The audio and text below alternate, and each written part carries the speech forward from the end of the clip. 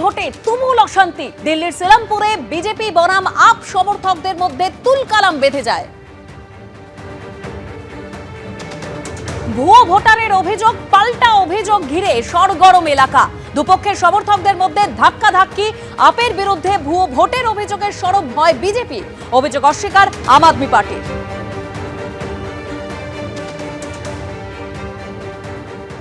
सीलमपुर विधानसभा में मौजूद है। यहाँ पर आप देख सकते हैं कि किस तरह से पोलिंग बूथ के ऊपर हंगामा हो रहा है।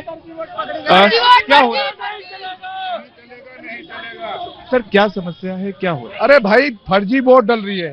आप मास्क पहन के, बुर्खा पहन के, आप लोनी से बहुत सारी महिलाएं बुलाई, आदमी बुलाए और फर्जी वोट डलवा रहे हो। हर स्कूलों पे 200, 300, 400 आदमी छोड़ दिए तुमने, तो ये तो गलत है ना तरीका। और जो वोटर है वो कहता है जी मेरी वोट डल गई, ऐसा कैसे होगा भाई? तो इसलिए तो फर्जी वोट हो रही है। और ये केजरीवाल जो है ये जानबूझ के इस माहौल को खराब कर रहा है। और ये जो स्वार्थ है ना, मतलब आपस में भाईचारे का, वो खराब कर रहे हो। हम तो ये कह रहे हैं आप चेक करके भेजो। अब देखो ये महिला दोनों खड़ी है, इनकी दोनों वोट डल गई। मेरी वोट डाली है पूजा स्कूल में।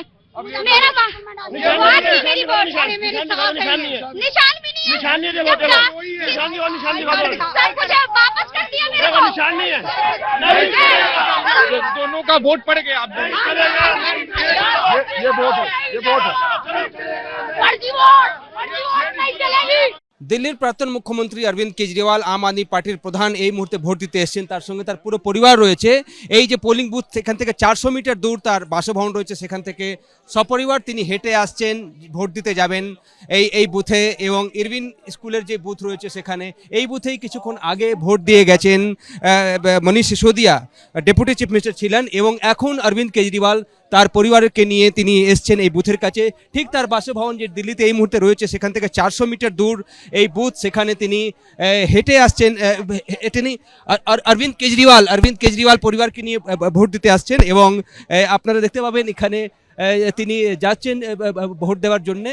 এবং পরিবার রয়েছে। এবারের সব থেকে কঠিন কিন্তু চ্যালেঞ্জ রয়েছে আম আদমি পার্টির কাছে। গত দুটি বিধানসভা আমরা দেখেছিলাম 60টা থেকে বেশি সিট জিতেছিল আম আদমি পার্টি। এবার কিন্তু বিজেপি মনে করছে যে তাদের ডবল ইঞ্জিন সরকার হয়তো দিল্লিতে হয়ে যাবে।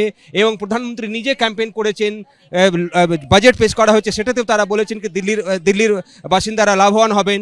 পে কমিশন যখন ঘোষণা করা হলো তখনও বলা হলো কি দিল্লিতে সব থেকে বেশি সেন্ট্রাল গভর্নমেন্টের কর্মচারীরা থাকেন এবং তারা লাভবান হবেন। আপনারা দেখে অরবিন্দ কেজরিওয়ালের পরিবার এখানে রয়েছে, তার বাবা মা রয়েছেন হুইল চেয়ারের ওপর। এবং পেছনে দেখা যাচ্ছে সুনিতা কেজরিওয়াল রয়েছেন, অরবিন্দ কেজরিওয়াল রয়েছেন। এবং তারা কিন্তু এই মুহূর্তে এই বুথে ভেতরে যাচ্ছেন ভোট দেওয়ার জন্যে। হুইল চেয়ারে বাবা মাকে নিয়ে এসছেন অরবিন্দ কেজরিওয়াল, তার সপরিবার একসঙ্গে ভোট দিতে এসছেন এই Lady Irwin senior secondary school যে রয়েছে মাধবরাও সিন্ধিয়া মার্গের, সেখানে ভোট দেওয়ার জন্যে। এবং এখন ভোট দিতে এসছেন, যার সকালে এই বুথেই কিন্তু এসছিলেন ভোট দেওয়ার জন্যে মনীষ সিসোদিয়া, তিনিও ভোট দিয়ে গেছেন। নিউ দিল্লি কনস্টিটুয়েন্সিতে এই বুথ রয়েছে যেখানে অরবিন্দ কেজরিওয়াল নিজের প্রার্থী রয়েছেন এবং তার বিরুদ্ধে আরও যারা রয়েছেন প্রার্থী, তারা হলেন প্রবেশ বর্মা বিজেপি থেকে এবং প্রাক্তন মুখ্যমন্ত্রী শিলা দীক্ষিতের পুত্র সন্দীপ দীক্ষিত এখানে প্রার্থী রয়েছেন। এই ত্রিমুখী লড়াই রয়েছে নিউ দিল্লি অ্যাসেম্বলি কনস্টিটুয়েন্সিতে।